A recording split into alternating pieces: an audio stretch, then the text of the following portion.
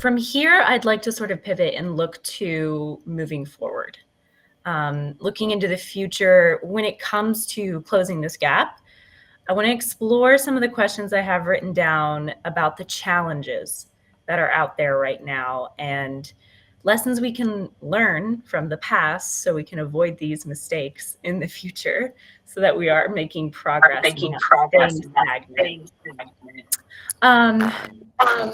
My first question is actually for Lisa. What lessons can be learned from other industries that have successfully narrowed this gender gap, and how can we apply those to cybersecurity? Yeah, I mean, I think I have some perspective on that because I came from, I spent the first 10 or 15 years of my career in automotive. And that was before cybersecurity was even a thing because I have some gray hair on my head. That industry has changed substantially in my lifetime. I mean, it doesn't look anything like it did when my dad was in that industry in the 60s, 70s, and 80s, and then when I got in there in the 90s. When I first started at Ford, for example, in late 1989, I'm really going to date myself, women and minorities actually got more frequent coaching. They were very purposeful about it. We got better career planning, more frequent career planning. You could sit down and talk about a 1, 3, and 5 year plan with your supervisor. I don't know that anybody's doing that anymore for anyone, much less. That sounds incredible. I was like, that's super cool. It was really valuable. And it wasn't anything written in stone, but you just had more frequent feedback. And I think that's really, really helpful, especially if you're trying to get past imposter syndrome, if you're trying to feel like you belong there, all those things. Like getting that feedback more often, especially if it's largely positive, really bolsters your confidence, and that can be super helpful. And then you also see a future for yourself in that organization. And I think too many organizations have got away from that. I mean, I know, my parents' generation, they stayed at the same place for 30 years, and that doesn't happen anymore. But I think the pendulum needs to swing back a little bit more to the middle, where we're actually developing employees again. Because right now, if we, we constantly hire from the outside instead of promoting from within, there can be that can foster a bit of an old boys network, actually, because when a lot of companies go outside, especially for senior positions, it's usually through a connection that somebody else in the C-suite has, or somebody knows somebody that knows somebody, and you miss an opportunity to grow the talent in your own organization when you're not more purposeful about that. So that was the thing that impressed me the most about Ford Motor Company back then was that they were really purposeful about it, and they thought what they were doing made a lot of sense. It's not going to happen by itself. It's not going to happen because a few people think, oh, we should do this. Like, it has to be institutionalized. And that was the thing about the program that I was a part of, is that it was institutionalized. Like, HR and leadership said, this is what we're going to do, and here's how we're going to execute. And so I think you have to be really, really intentional and come up with a plan, because it can't just be, like I said, people mentoring other people in the field and everything. Like, that doesn't scale, and that doesn't go as fast as we might want this to go. Yeah, I love that. It definitely connected to what Chai said earlier about in her bullet points about the HR and things like that, about how it has to be part of the system as a whole, and not just, consistently people taking it on as a side project or as a kindness to somebody they know and mentoring friends, or, those things are all great and all wonderful, but the change has to happen at that macro level.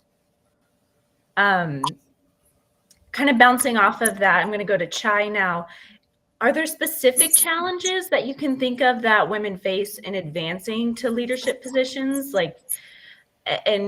or barriers, would you say, that they face? And if so, how would you think that they can overcome it? Or have you seen them overcome these things in reality? First is, Lisa, whatever you said was spot on. So I completely agree with you on that. It has to be institutionalized in how we do what we do. Now, coming to leadership stuff, when you think about the tech leadership is one of the most advanced leadership on the planet. And I think right after the politics, right? The politics is very complex, and then comes the tech piece. To do that leadership, acquiring of that leadership, it's not being taught at school, it's not being taught at colleges, it's not being taught within the company. People expect you to come in and they expect you to say, you lead, but nobody knows how to lead that work. So you cannot lead with activism. You have to lead with diplomacy. You have to lead with collaboration. You have to lead with collective mindset. And that's a unique skill because you're being raised as a me generation, like it's me about me. But when you come into the tech leadership, it's all about we mindset. So you have to bring everybody together. So that's a very strong acquired skill set. So now, how do you gain that? It's not by just bringing a coach to help you. It's really giving them as a live examples of bringing, because they have to have role models. So the big challenge is there's not a whole lot of role models to look up to. And even in the politics, you can't look up to good role models. Look at the politics where it's going. So you don't really have good role models looking at. So then you have to look at where do you find the right role models to really amplify the new leadership skills that is required for cross-group, cross-industry collaboration. The second one is the bias and the echo chambers, the way the social media is working, the way the conversation is going. There's a lot of echo chambers that's happening. So you're not really open to bringing diversity in your conversation. So that's also is happening. So that can show up with on your leadership, who they are hiring, what they're doing, what policies are looking. And the third one is my favorite one is the work-life balance. During COVID, all the companies allowed everybody to work from wherever they wanted to, because at that time there was a mandatory that the work has to go and you can go and work. But as soon as COVID is done, everything is changing. There's a mandate for women to come back, leave there all the stuff that they changed to accommodate the world that they need. And now you're asking them to come. It's not right. You should be accommodating. Yes, it is hard to really drive a high productivity in a remote work situation. But during COVID, people work 400% or 500% at that time. If they work 200%, it's okay. We are still there working, right?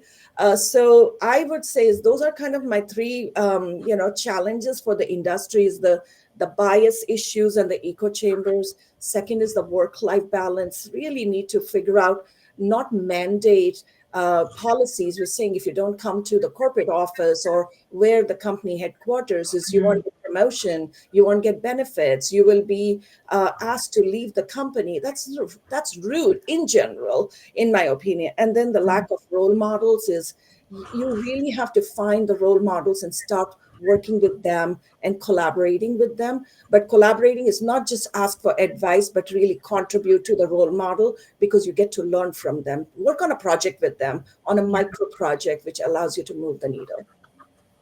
I love that. That made me think too, back to your book, Steve, were there any specific challenges that stood out to you from any of the women that you wrote about that you had seen them overcome that sort of came to mind? I think each and every one in the Icons movie, everyone had exactly the situations, including me, going through where we were not given access to opportunities. We truly were not given. But what we had to go back and reflect upon and say, okay, what is stopping us from going? If it's the person where the conflict is, it's very easy. That means you don't have to work with them, right? It's very easy. But if it's organizational policy, that's the time you have to say, does your value system align with the organizational value system? Can you step back and course correct to a different way and move to a different path? And that's where the adaptability quotient comes in. So that's why I say is the leadership piece is really around having the adaptability, having diplomacy skills, having capability to negotiate, collaborate, more of a we mindset. Those are kind of the skills. So I ask everybody in the Women in Cloud is to be part of the insider circle, join, skill up, and make sure you're leading, because when you become the new role models for the world, and as you're becoming the role model, you are influencing 100,000, a million people in the world by doing the right things. But that kind of programming is something needs to be created within the organization and also in the communities. Yeah. Steve, did you have anything to add? Well, Ron Green is the former chief security officer at MasterCard, and he is a huge advocate for women in cyber. Ron says you can't be what you can't see. And for me, that's what it's all about. Unfortunately, for the past couple of decades, if you do a Google search, an internet search on women in cybersecurity, you're not seeing what you should be seeing. What you're seeing is the problem, and that's okay. That's good. You know, we need to highlight the problem. But Sure. what we need to see much more of are role models. Now, you were talking about leadership before. We did a statistical survey. 14% of the Fortune 500 CISO positions are filled by women. The rest of them are filled by men. Now, we could sit here and talk about why is that? It's a big problem. But we only have so much time. So I'd much rather talk about, you know, the 85 women who are unbelievable. They're some of the top cybersecurity experts in the world. Who are they? How did they get into those positions? You can go to CISO 500 and you can see who they are. We have set out as a media property to change that. Now, we're not going to take on Google and we're not going to change all of the results, but you know, one at a time, we have compiled lists of women-owned cybersecurity companies. We've published hundreds of them.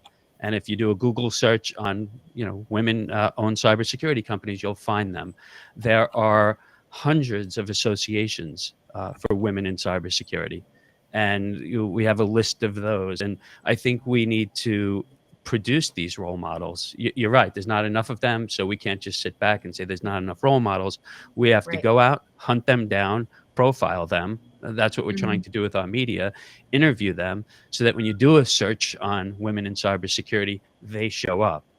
I had to show that to one of my daughters who thought the cybersecurity field wasn't for her because, you know, she had the image of, you know, the hacker, you know, in a hoodie and, you know, male programmers and what have you. And I said, no, wait a minute. You need to watch these YouTube videos and look at these, you know, they're young. Some of them are grandmoms, some of them are moms, you know, they're all over the map and they're incredible. So it's not easy, but we need more of that. We have to talk about the problem, but I think we have to talk much more about, you know, who are the women in cyber that we can show to other women who want to get into the field. I love that. And Steve, all that information you talked about, all that data that you guys are so wonderfully putting together, that's on your website? It is, yes. Yep. Amazing. Cybersecurityventures.com. Yep. Okay, great. Cybersecurityventures.com. I'm going to pop that into the chat so everybody knows where to go because it's such a great resource to take advantage of. All right. Just to tap on the problem a little bit more before we move forward with solutions. And this could be open for anyone who comes to mind. I thought of Steve first, but he just gave us such a great, a great list of resources. But I wanted to know how can we actively challenge the stereotypes and biases that are currently in place that may discourage women from pursuing or even advancing in the field. I think what you started with, Steve, is like, hey, take a look at this information, like watch these videos, see these women in action that could be you. I think so. And I think it came up earlier. We were talking about HR. But there are also a lot of companies, you know, there have been these statistical surveys in the past about how many women are in our field, and it's not easy to size that up. I think different organizations do the best they can. A lot of it is survey-based information, and the easiest surveys are with the biggest companies where you have the most participants and you could try to make some sense out of things. But it's the small businesses that represent an enormous opportunity to employ women in cybersecurity. And a lot of those voices aren't heard, but you also don't have the same structured HR policies. You don't have HR managers. If you're a company with 10 or 15 or 20 people, you know, chances are you're then dependent on that CEO, that business owner, to have the proper view and to, reach out and, create equal opportunity. Exactly how that happens, honestly, I don't know. Other than for myself, I'll participate in these types of forums and, try to raise more and more awareness. But maybe our other panelists have an idea about that. Yeah, I'd love, if any ideas were sparked from the question, I'd love to hear. Lisa, Chai, if you guys have anything.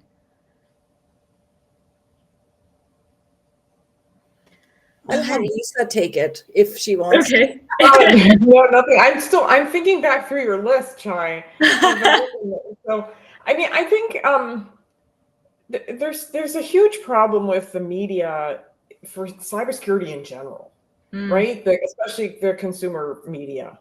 When when something bad happens, when there's a data breach that hits the news, especially the ones lately that have been affecting healthcare, there's the picture of the hacker in the hoodie in the dark room, and those look very, very masculine, right? Everything's, black and dark, and you don't see a woman in a bright dress at a computer. Your assumption is that hacker in the hoodie is probably masculine. Yeah. And then some of the talking heads that get interviewed are I think more frequently male than female. And then if you look at TV and movies, which, Steve has done a really good job of doing, I can't think of a single, I mean, there probably are some, but I can't think of a single character in TV that's been portrayed, in cybersecurity as a female. So I think consumer media, though, is really difficult to change. I mean, that's a really high bar. It's one thing for us in the B2B world to look at the problem and try and make changes in the way we portray things, but trying to get the folks that produce television shows and movies to make those changes, I honestly don't know how we do that. I mean, it's getting Hollywood to pay attention to this problem for all the lip service that they give it. At the end of the day, I think, because they also discourage young women from going into the field. They discourage because those images. It discouraged me from entering the field because I'm a soft skilled person, right? My last job before this was chief officer at a security company. So I very often felt when I was first recruited into security by a chief security officer, I said, what do you want with me? I'm a marketing person. Like, what in the world am I going to do? Like, I don't fit with the rest of that team, because I had no exposure to seeing women in the field and how much need there is for people with soft skills to communicate. And I was thinking as you were talking, Steve, about Ron from MasterCard. There's a woman on the team there, Jen DeBerge, who does all of their security communications. Really talented, soft skilled person, and there's a huge role for her to play on the security team.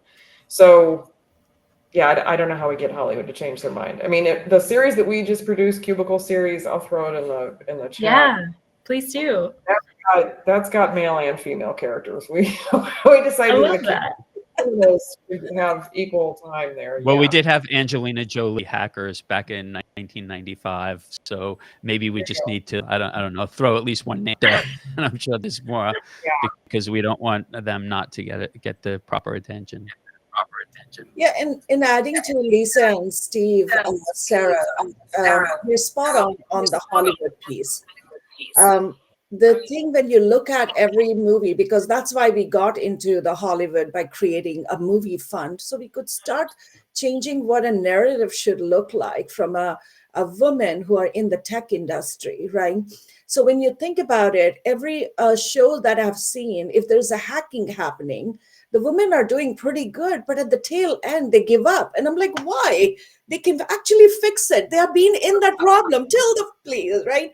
But, the antagonist comes and literally beats the woman. And I'm like, what happened? They should be the protagonist there, right? So it's just one of those things. I sit there and say, why did they flip the story that women are weak in the cyber roles? It's not. We can actually solve it. We can identify the issue. We can address it. So it's really around the story portrayal on the big screen that kind of creates a narrative in your head that we are weak. but it's not. And we just, did American Underdog movie, and we had a woman actually lead a role of a gym owner, and she winning the award. It was really amazing, because I said, oh, that's how you do it.